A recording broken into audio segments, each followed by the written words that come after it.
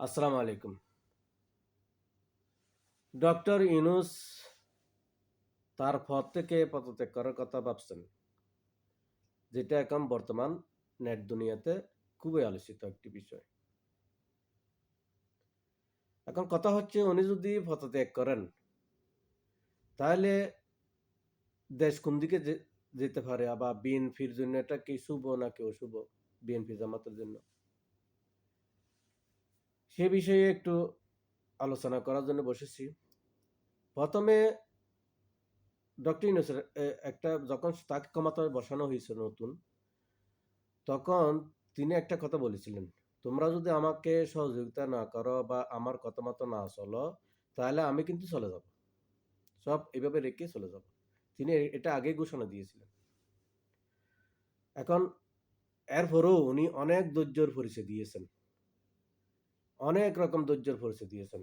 প্রথমত আসি সেনাবাহিনীর পক্ষ থেকে। সেনাবাহিনী সেই ছিল যে সেনাবাহিনী এমন একটা কৌশল করেছিল যে যাতে আওয়ামী লীগকে আবার ফেরানো যায়। কিভাবে? সেনাবাহিনীকে এই যে আইন শৃঙ্খলা পরিস্থিতি ঠিক রাখার জন্য ম্যাজিস্ট্রেটে পাওয়ার দেওয়া হয়েছে। বুঝতে পারছেন? ম্যাজিস্ট্রেটে পাওয়ার পরেও এমন এমন একটা ক্ষমতা পাওয়ার পরেও সেনাবাহিনী কতটুকু করছে বা করতে পারছে, এটা তো এক অজানা কথা নয়। সবখানে কোনো না কোনো গন্ডগোল লেগেই থাকে। আর রাজধানীর রাস্তা যেন একটা, কি বলেন, একটা তাদের জন্য একটা যেন খোলা ময়দান হয়ে গেছে।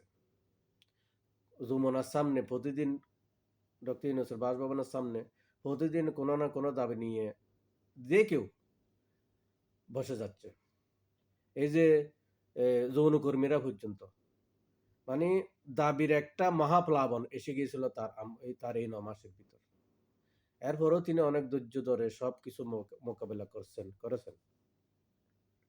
এর ভিতরে সেনাপ্রধান চেষ্টা করেছিল ডক্টর ইউনূসকে সরিয়ে তার হাতে ক্ষমতা নেওয়ার জন্য।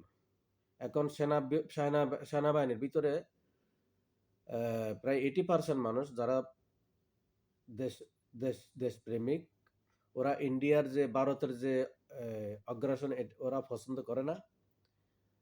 যার কারণে ওরা অনেকেই ডক্টর ইউনূসকে ক্ষমতা রাখতে চাচ্ছে বা দেশের মানুষের পক্ষে আছে। যার কারণে গিয়ে ওই ওয়াকার গংরা খুব একটা সুযোগ করতে পারছে না। এরপরও একটা বিষয় থেকে যায়।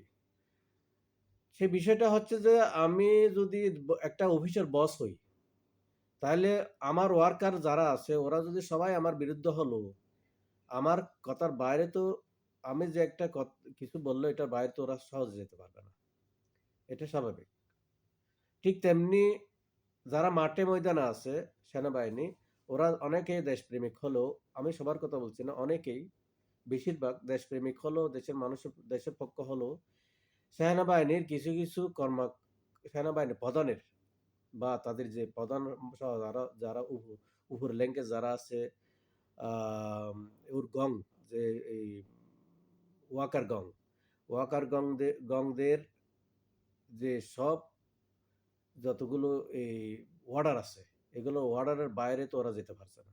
কোনো কিছু কন্ট্রোল করতে চাইলেও এরা কন্ট্রোল করতে পারছে না, কারণ উপর থেকে যদি বলা হয় বাদ দাও, এটা কন্ট্রোল করার দরকার নেই। কোনো জায়গা থেকে যদি অস্ত্র উদ্ধার করতে হয়, যদি উপর থেকে বলা ও এদেরকে তো জানাতে হবে আগে। এখানে কোনো কিছু করতে হলে সাধারণ সেনাবাহিনী কিছু করতে হলে তো আগে উপরে জানাতে হবে। উপরে জানানোর পরে যদি ওরা বলে না দরকার নেই, বাধ্য, তুমি অন্যদিকে দেখো, তাহলে ওদের তো আর করার কিছু থাকে না। ওরা দেখছে যে এখানে একটা অরাজকতার সৃষ্টি হচ্ছে, এখানে কন্ট্রোল করতে হবে জিনিসটা। এখন উপরে জানিয়েছে, উপর থেকে যদি বলো জানা দরকার নেই, কন্ট্রোল করার দরকার নেই, তাহলে বোঝা যাচ্ছে কি সেনাবাহিনী প্রধান কি চাচ্ছে, যে কোনোভাবে এখানে একটা গন্ডগোল সৃষ্টি করে দিয়ে একটা অরাজকতা সৃষ্টি করে দেশের ভিতর, যেভাবে হোক, মানে হাসিনাকে যেভাবে ফিরানো যায় বা আওয়ামী লীগকে ফিরানো যায়, সেই চেষ্টা সে শুরু থেকে করেছিল। এখন লাস্ট যখন আওয়ামী লীগ নিষিদ্ধ হয়, সেনাপ্রধান সহ আর সবার মাথা তো একটু খারাপ হয়ে গেছে। খারাপ হয়ে গেছে, এরপরও সেনাপ্রধান অনেক চেষ্টা করেছে মানে ক্ষমতা ইউনূসকে সরিয়ে ক্ষমতা নেওয়ার জন্য। এখন সেনাবাহিনীর ভিতর থেকে সেই সহযোগিতা তাকে দেওয়া হয়নি, পায়নি সে। যার কারণে তার কথাবার্তা বা তার আচরণে বেয়াদবি যে করেছে সে, মানে এই সাংবিধানিক যে আইন লঙ্ঘন করে যেটা বেয়াদবি করেছে, সেটা তার আচরণে সেটা বোঝা গিয়েছে। এখন ডক্টর ইউনূস কোনো একটা বিতর্কিত হতে চাচ্ছেন না। উনি একজন সম্মানিত মানুষ, যে কোনো কেউ যার সম্মান সারা বিশ্বময় সম্মান আছে, সে যদি কোনো একটা জিনিস কন্ট্রোল করতে না পারে বা ওর মনের মতো করে করে করে দিতে না পারে, ও যদি ভালো ভালো একটা নির্বাচন করে করে দিয়ে না যেতে পারে, তাহলে ওর উপর যে একটা বদনাম লেগে যাবে বা একটা এই সারা জীবনের জন্য একটা ওর এ মাথার উপর যে একটা কালি লেগে যাবে, সেটা সে নিতে চাচ্ছে না। যার কারণে সে সময় থাকতে পদ থেকে চলে যেতে চাচ্ছেন। এখন শোনা যাচ্ছে উনি পদত্যাগ করে নতুনভাবে আবার ঢেলে সাজানোর কথা চিন্তা করছে। আরেকজন মানে এই আরেকটা তত্ত্বাবধায়ক সরকার বা অন্তর্বর্তীকালীন সরকার আরেকটা সাজানোর চেষ্টা করছে। এখন এইরকম ডক্টর ইউনূস পদত্যাগ করলে যেটা হবে, সেটা সর্বপ্রথম সবচেয়ে বেশি ক্ষতি হবে বিএনপি জামাতের জন্য। বিএনপি জামাতের জন্য সবচেয়ে বেশি ক্ষতি হবে যে বিএনপি এখনো মনে করছে যে ও ক্ষমতায় আসবে বা ওর এই সেনাপ্রধান ওকে ক্ষমতায় বসিয়ে দেবে। এখন যদি ডক্টর ইউনূস যদি আজকে সরে যায়, কালকে থেকে সেনাপ্রধানের পলিসি সম্পূর্ণ শেষ হয়ে যাবে। এটা ধরে রাখো। প্রধান আস্তে আস্তে যেটা করবে সেটা হচ্ছে এমন একজন মানুষকে বসাবে যাকে দিয়ে আওয়ামী লীগকে আবার ফেরানো যায়। তা এই যে ওয়াকারের মেন পরিকল্পনা হচ্ছে আওয়ামী লীগকে ফেরানো। বিএনপিকে ক্ষমতায় যদি বসায়ও তাও খুব সহজে আওয়ামী লীগকে ফেরানো যাবে, কারণ বিএনপি কখনো আওয়ামী লীগের বিরুদ্ধে যেতে পারবে না, এটি সেনাপ্রধানরা জানে। সব মিলিয়ে এখন বিএনপি আওয়ামী লীগ আমলে যেরকম এই উন্নয়ন জিকির করেছিল না, বিএনপিও এই যে ইউনূস সরকার ক্ষমতা আসার পর থেকে বিএনপিও নির্বাচন এছাড়া দুনিয়া যে কোথায় বাংলাদেশ কোথায় যাচ্ছে না যাচ্ছে, মানে সেদিকে কোনো ভ্রুক্ষেপ নেই। এখানে ঘটনা হয়েছে ওই যদু মধু দুই ভাই। এখন যদু উপরে ছিল, এতদিন ফল খেয়েছিল গাছের উপর, একটা গাছ আছে ফলের গাছ, ওইটার উপর এতদিন যদু ছিল। এখন ছাত্ররা এটার ঝাড় দিয়ে যখন এদেরকে ফেলেছে, যদুগণদেরকে ফেলেছে, যদু দলকে ফেলে দিয়েছে।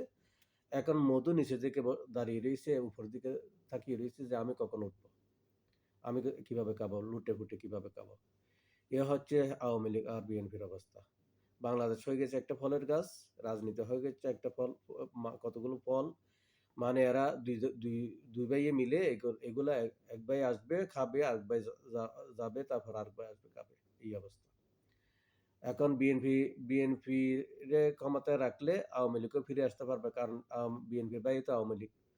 যদি বা এখন এই খালেদা জিয়াকে জেলের ভিতর রেখেছে, এখন ভবিষ্যতে আবার খালেদা জিয়ার হয়তো জেলে না যেতে হলো, খালেদা জিয়া তো আর রাজনীতি করার মতো অবস্থা থাকবে না। এখন আজকে এই আমি তো বলছি উনি চলে যাক। চলে গেলে বিএনপি বিএনপির কি যে অবস্থা হয় দেখেন, একটু দেখে নেন যে নির্বাচনের কথা দূরে রাখ। এতদিন এতদিন ওই গৃহবন্দীর মতো ছিলে না তোমরা, ওইরকমই থাকবা। আওয়ামী লীগ আবার ফিরবে, এটা শিওর, 100% শিওর। দেশের পরিস্থিতি যদি যারা বুঝছে, ওরা যদি মনে করে যে ডক্টর ইউনূস যদি সরে যায়, তাহলে বিএনপি উপরে উঠবা, বিএনপি ক্ষমতায় চলে যাবে, তাড়াতাড়ি করে গাছে উঠে যেতে পারবে, ফল খাওয়া শুরু করে দেবে। কিন্তু বিএনপিকে সহজে কি যেতে দেবে? এই যে ওয়াকার ওয়াকারকে বিএনপিকে যেতে দেওয়ার জন্য বসে রয়েছে। ওয়াকারের মা যে আছে শেখ হাসিনাকে ক্ষমতা নিয়ে আসার আবার চেষ্টা করবে, যেভাবে হোক। এটা দেশে দরকার হলে মার্শাল ল দিয়ে হলো বা একটা কু করে হলো, যেভাবে হোক ও চেষ্টা করবে যে ওর মাকে ফিরিয়ে আনার জন্য। কারণ ওর মারও অবস্থা ওখানে ভালো না। কোন সময় ওখান থেকে বের করে দেয়। আর যে আওয়ামী লীগের যে বিচার করতে হলে এখানে যে ওয়াকারের বিচারও যে হবে, ওয়াকার সেটা তো জানে। ঠিক আছে? ওয়াকারকে যদি এখন অ্যারেস্ট করা হয়, ওয়াকারের এই যে ছাত্রদেরকে মেরেছে, এটা তো ওয়াকারের অর্ডার হয়েছে সবকিছু সেনাবাহিনীর। তো এখন যদি ওয়াকারের ভিতরে তো সে ভয়টা আছে। যেকোনো মুহূর্তে যদি ওকে যদি অ্যারেস্ট করা হয়, তাহলে সমস্যা তো একটা হবে। সুতরাং সে চাইবে যেভাবে হোক তার মাকে ফিরিয়ে আনতে চাইবে। তার মা ভাই যারা ভারতের মধ্যে লুকিয়ে আছে। আর ভারত তো তাকে সহযোগিতা করার জন্য এক পায়ে দাঁড়া। মানে কোন রকম ডক্টর ইউনূসকে সরাও। ডক্টর ইউনূস সরে গেলে তারপর আমরা ঢুকে যাচ্ছি। এভাবে ঢুকে যাবে। আর বিএনপি মনে করছে বিএনপি শুধু তাকিয়ে থাকবে যে গাছের দিকে। খেতে পারবে না। ভাই দেশকে একটু ভালোবাসুন। খাওয়ার সময় অনেক আছে। আরো খেতে পারবেন। খাওয়ার দিন চলে যাচ্ছে না। দেশকে একটু ভালোবাসুন। দেশের মানুষের জন্য একটু চিন্তা করুন। জিয়া রহমান যেভাবে দেশের মানুষের কথা ভেবেছিল, এরকম ভাবুন। জামাত এবং এই ছাত্রদের ভিতরও যেটা একটা ফাটল সৃষ্টি হয়েছিল, আশা করি এটা এখন অনেকটা ভালো উন্নতির দিকে যাচ্ছে। যদি সবকিছু ঠিকঠাক থাকে এবং ডক্টর ইউনূসকে যদি সহযোগিতা করতে পারি আমরা সবাই এবং তাকে যদি আমরা পদত্যাগ করতে না না দিই, তাহলে আম আমার মনে হয় দেশের জন্য এটা খুবই ভালো হবে। কারণ বিএনপির যে অবস্থা দেখছি এগুলা আর এটা বিএনপি অনেক সামনে ইয়ার চেয়ে আওয়ামী লীগের চেয়ে আরো বেশি ভয়ঙ্কর রূপে আবির্ভূত হতে পারে। কারণ তার পরিস্থিতি এরকমই দেখা যাচ্ছে। কারণ এটা জিয়া রহমানের বিএনপিও না, এটা আর ইয়ারও খালেদা জিয়ার বিএনপিও না। এটা হচ্ছে তারেক জিয়ার বিএনপি। তারেক জিয়া হচ্ছে একটা কালপিট সুর যে যে নাকি দেশের ভালো কখনো চায়নি। ওর বাবার মতো না। ওর মাইন্ড ওর বাবার মতো না, ওর মার মতো না। ঠিক দ্বিতীয় শেখ হাসিনা হয়ে উঠবে ও। তো ওর দ্বিতীয় শেখ হাসিনা হওয়ার পিছনে গংরা তো আছে। এই যে ফখরুল, তারপরে আরো যারা আছে বামপন্থী গুলা, আর যেগুলো খাওয়ার জন্য বসে রয়েছে এরা তো আছে। ওরে হুজুর হুজুর করে দেশটাকে সুস্থ সুস্থ খাওয়ার জন্য এরা তো বসে আছে। যাক, আমাদের ডক্টর ইউনূস যদি সরে যায় এটা আমাদের দুর্ভাগ্য। আমি আসলে এটা ভিডিওটা খুব মনে কষ্ট নিয়ে করতে বসেছি। উনি যদি সরে যায়, সত্যি যদি সরে যায়, আমি দোয়া করছি উনি থাকুক। সবাই দোয়া করা দরকার। যদি আরেকটা বিপ্লব ঘটাতে হয়, আরেকটা বিপ্লব ঘটাতে আমরা সবাই রাজি আছি। ডক্টর ইউনূস সরে গেলে প্রবাসীরা, আমরা যারা প্রবাসে আছি, আমরা রেমিটেন্স সম্পূর্ণরূপে বন্ধ করে দেব। সম্পূর্ণরূপে রেমিটেন্স বন্ধ থাকবে। আমরা রেমিটেন্স দেব না। যেমন আওয়ামী লীগের লাস্ট পর্যায়ে গিয়ে আমরা রেমিটেন্স বন্ধ করেছিলাম। ডক্টর ইউনূস না থাকলে দেশের অবস্থা কোথায় যাবে সেটা আস্তে আস্তে তোমরা বুঝতে পারবে। দেশ দেশ দেশ দেশ থাকলে তো তোমরা রাজনীতি করবে। দেশ না থাকলে কোথায় যাবে? দেশ দেশ তো আস্তে আস্তে দখল করে নেবে ভারত। ভারতও চেষ্টা করছে ওর অগ্রাসন যেভাবে ঢুকেছে এখানে, ও যেকোনো মুহূর্তে বাংলাদেশ দখলের চিন্তা করে আসছে। আজ থেকে না, এটা অনেক বছর থেকে। ডক্টর ইউনূস থাকাতে ও অনেক কিছু করতে পারছে না। ভারত কিছু করতে পারছে না। যার কারণে ওই ওয়াকারকে দিয়ে এই যে বেয়াদবিটা করাইছে। ওয়াকার নিজে থেকে করে নাই। এটা ভারতের সব ইশারা। শেখ হাসিনার ইশারা। মা যেভাবে বলেছে ওই ছেলে সেরকম চলেছে। মার অবাধ্য সন্তান সে নয়। মার বাধ্য সন্তান। দেশ যেখানে যাবে যাক, দেশ দরকার হলে ভারত নিয়ে যাক। তারপরে কিছু এখন কিছু বলার নেই। ভারতের কি করবে এটা আসছে পরে। আমরা কি করছি? আমরা আমাদের ভিতরে কি করছি? একটা দিনও যাচ্ছে না যে যমুনার সামনে এই মিছিল মিটিং হচ্ছে না বা বসে যাচ্ছে না। যে কেউ এসে বসে যাচ্ছে। ওই রাস্তার মাঝেই বসে যাচ্ছে। ওই যৌনকর্মীরা এসে বসে যাচ্ছে। তারপরে যার ইচ্ছে সে তেমন করে বসে যাচ্ছে। যমুনা ডক্টর ইউনূসের বাসভবনের সামনের জায়গাটা যেন একটা ময়দান। তারপরে পুরো ঢাকা শহরের রাস্তাগুলোরে ব্লক করে ফেলছে। কখনো ছাত্রদের ভিতরে ডিবেট হয়ে গেছে। তারপরে বিএনপি নির্বাচন শুরু করে দিয়েছে। মানে সব মিলিয়ে ডক্টর ইউনূস একটা দিন একটা দিন এমন যাচ্ছে না বাংলাদেশে কিছু না কিছু ঘটছে না। তারপরে খাতা ছোড়াছুড়ি বা এগুলো নিয়ে ডক্টর ইউনূস অতিষ্ঠ হয়ে গেছে। আর সে আর পারছে না। সে তো বলেছে আমাকে সহযোগিতা না করলে আমি থাকবো না। এখন দেখা যাক আল্লাহ তাকে যদি সবাই মিলে তাকে রাখতে পারি এটা হবে দেশের জন্য খুব ভালো। আর যদি রাখতে না পারি আমাদের কপালে দুঃখ আছে, এছাড়া আর কিছু নেই। আল্লাহ ভরসা। আল্লাহ হাফেজ।